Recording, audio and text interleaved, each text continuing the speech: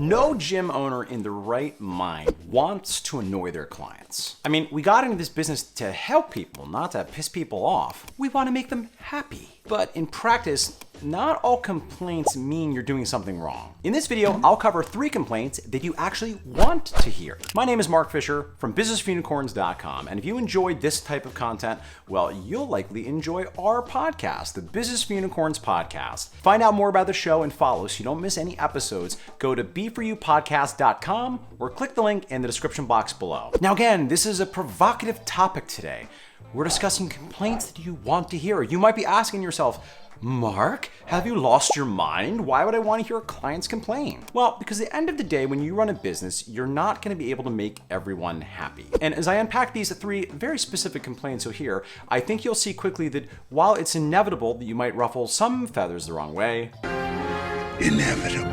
Overall, it suggests that you're doing the thing that is necessary to have a successful business to help the most people. Complaint number 1, you're marketing too much. I'm getting too many emails. But ultimately, you can earn the right to do that. And the more you're emailing people, within reason for a brick and mortar business, we're not an online business, but to some extent, the more you're emailing your list, the more opportunities you have to give them value, and then the more opportunities you have as a percentage to do a direct sales message. Understand, if you only email your list once per month and you want to do a direct sales email, maybe 1 out of 10 or 1 out of 12, well, that's 1 sales message per year. And on the other hand, well, I wouldn't recommend for most brick and mortar training gyms to email every single day. Understand, if you were doing that, now you're looking at a couple direct sales emails per month. So who do you think is going to be more successful? The gym that does 1 sale per year or the one that does 2 per month? Furthermore, who do you think is going to have the better relationship? The gym that only contacts and gives value building information once per month, or the one that does it on a more regular basis? And again, tone does matter here. I'm not suggesting that you're constantly going with cheesy marketing messaging, but I do think in my experience for gyms, most people don't go as far as they could. And the reality is, even relatively modest email marketing by the grand scheme of the interwebs can ruffle the feathers of some clients that just don't want marketing messaging from you. That actually is okay. They're not wrong, and they're welcome to unsubscribe, but because you need that as a channel to find other people that you can help benefit not only from the content you're providing for free, but from hiring you to work with your gym and create a more substantive relationship for better results, you're gonna have to be emailing on the regular, and you have to accept for some people it's gonna be more frequent than they want. I think as a high level overview, or to give you a principle for this whole video, is if your main intention is to never ruffle anyone's ever feathers, then the most important thing you can do is do not open a gym, and in fact, do not leave your bed in the morning, because human race has a lot of opinions. Trust me, I know. The second complaint that you actually want to get, you're following up too much, you're making me wild. In fact, once we had a prospect send us an email that we took as a great compliment, that they didn't mean it that way. They said, I feel like I'm in a really well-run merchandise store because the people are following up with me and asking if I need anything. And listen, once again, is it possible to go too far?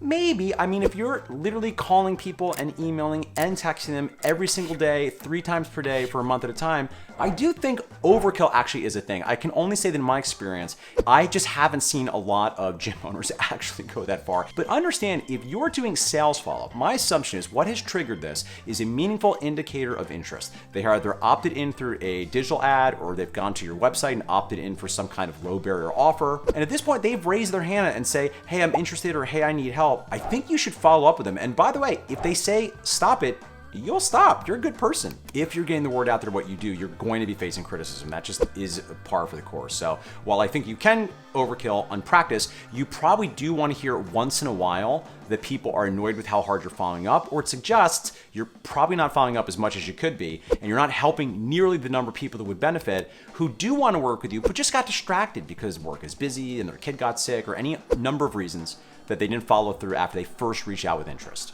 The third client complaint that you actually want is, this place is too expensive. Now, it's interesting because Seth Godin, who's certainly one of my marketing heroes, and I think well known for not being a cheesy kill them all and let God throughout the bodies kind of internet marketer. I remember him writing one of his wonderful, short, pithy blog posts and insinuated that 20%, 1 out of 5 of your customers, should be angry with you because you're so expensive. Now think about that. 1 out of 5 people should actually be morally offended that you're charging this much for your services. Yet again, we see the same principles, which is that number one, yes, objectively, it is possible to be too expensive. If you are only offering, let's say, an unlimited class-based setting in a rural market and it is $10,000 per month and they have to sign up for 2 years, one can go too far. But once again, I want to correct for what I see most commonly is that most people tend to undercharge in many markets in relation to A, what the market will bear, and 2, the actual value they're presenting, helping people change their lives through fitness. And just as we discussed with these other potential complaints,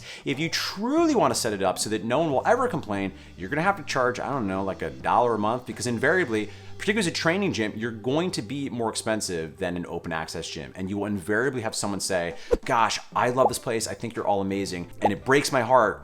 And I really wish I could be here. And I even feel maybe discriminated against that I can't afford this. So I'm gonna go to Planet Fitness.